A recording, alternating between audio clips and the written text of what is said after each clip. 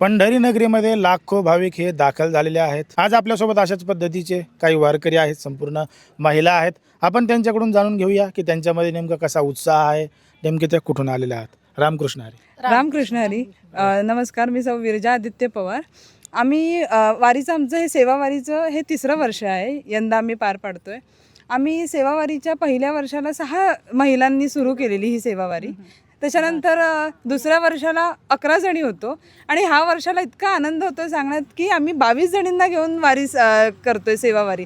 आणि आम्ही सेवावारी वाकरीच्या रिंगणात करतो, चंद्रभागेच्या तिरी करतो, माऊलींच्या मंदिरात, असे आमची दरवर्षी इथे सेवावारी चालू असते.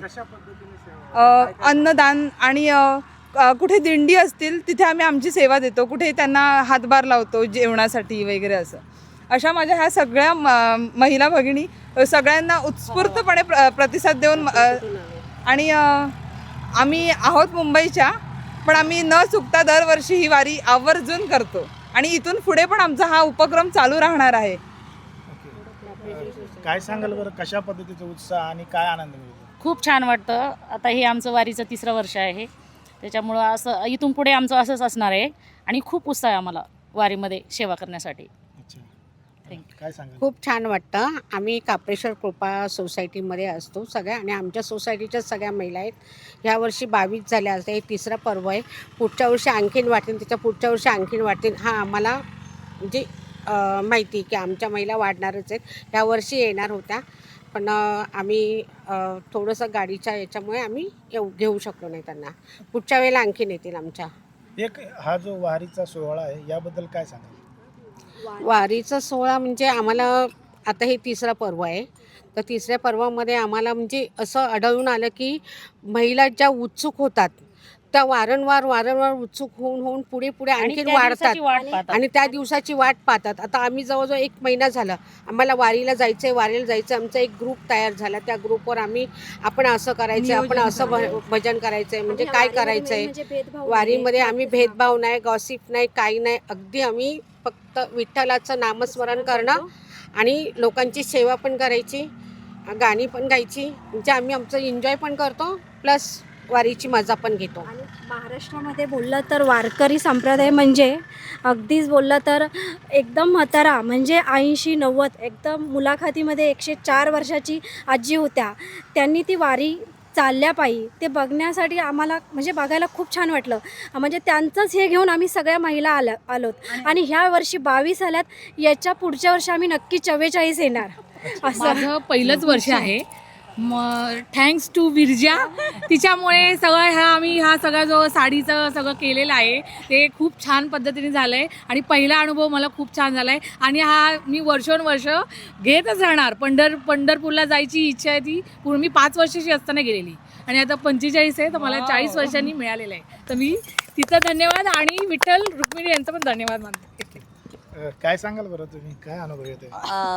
वारी ही म्हणजे तसं म्हणजे काय अनुभव येतोय तुम्हाला या वारीमध्ये? वारीमध्ये सेवा करायची वृत्ती आपल्यात जागरूक होते आणि म्हणजे आपण जास्तीत जास्त कशी मदत करू शकतो एखाद्याला, ते हे वारी दाखवते आपल्याला की कसं एकत्र येऊन आपल्याला सेवा करायची आहे. ही इच्छा जागृत होते प्रत्येकामध्ये. नक्कीच आपल्यासोबत अजूनही काही जणी, आपण त्यांना विचारूया. काय सांगाल बरं, कसा अनुभव आहे वारीचा? वारीचा अनुभव तर खूप छान आहे. आणि आम्ही दोघी बहिणी आहोत आणि आम्ही कल्याणवरून आलेलो आहे. कल्याणवरून भायखळ्यावरून इकडे गाडी गेली होती आणि यांचा उत्साह पाहून आम्हाला पण असं वाटलं की आपण सुद्धा वारीचा अनुभव घ्यावा. आणि खूप वारीचा अनुभव खूप छान आहेत. माझी वहिनी पण आहे, ही पूनम वराडे म्हणून, ती पण आहे. ती पण खूप म्हणजे आम्हाला प्रोत्साहन देते की तुम्ही चला वगैरे असं म्हणून. आणि ही नीरजा, हिने पण भरपूर आम्हाला हे केलं, म्हणजे खूप मदत सहकार्य केलं. धन्यवाद. काय सांगाल बरं? प्रत्येक वारीमध्ये वारकऱ्यांमध्ये विठ्ठल दिसतो.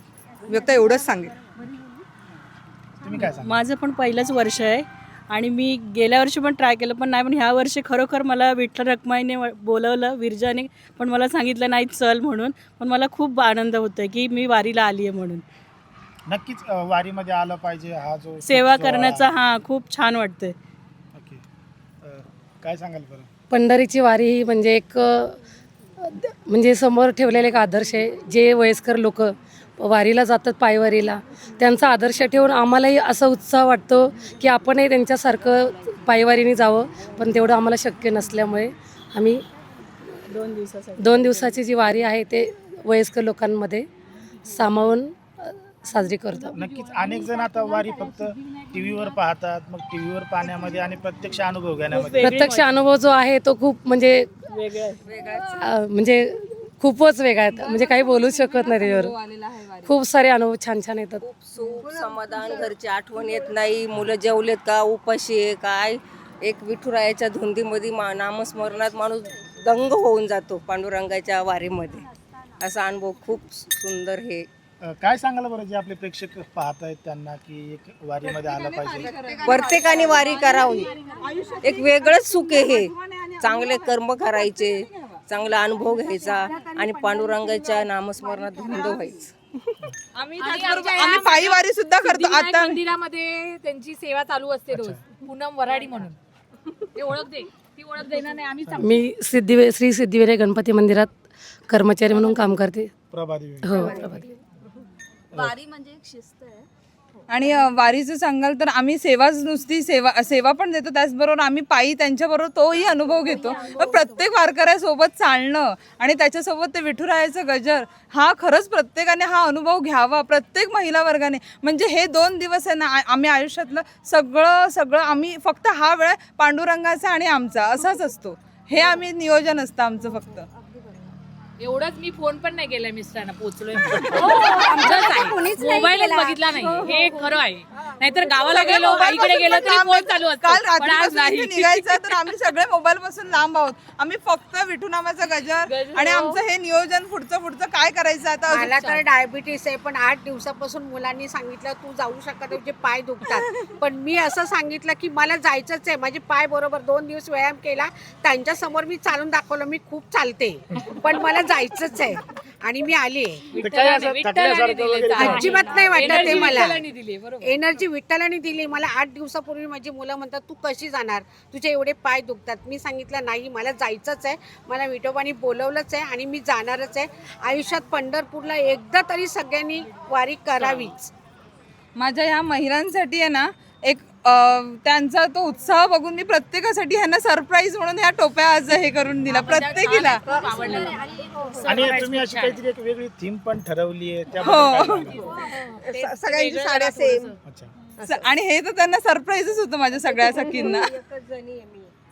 आणि पूर्ण रात्रभर आम्ही झोपलो नाही. विठुरायाचं गजर, जरा पण नाही, जरा पण. विठू माऊली काही अनुभव, बरेचसे लोक येतात, काही चांगले वाईट, तर काही अनुभव तुम्हाला आले? ऍक्च्युली आम्ही दिवस रात्रभर पूर्णपणे ना टाळ घेऊन विठ्ठलाची गाणी गातच आलेलो आहे. कोणीही झोपलेला नाही अजिबात. आणि तरी सगळ्या महिला फ्रेश आहेत, एकदम फ्रेश आहेत. दिसते तुम्हाला फ्रेश. आणि आजही आमचे रात्रभर जागेच असतात. बोला पुंडलिक पुंडलिक वरदे, विठ्ठल श्री ज्ञानदेव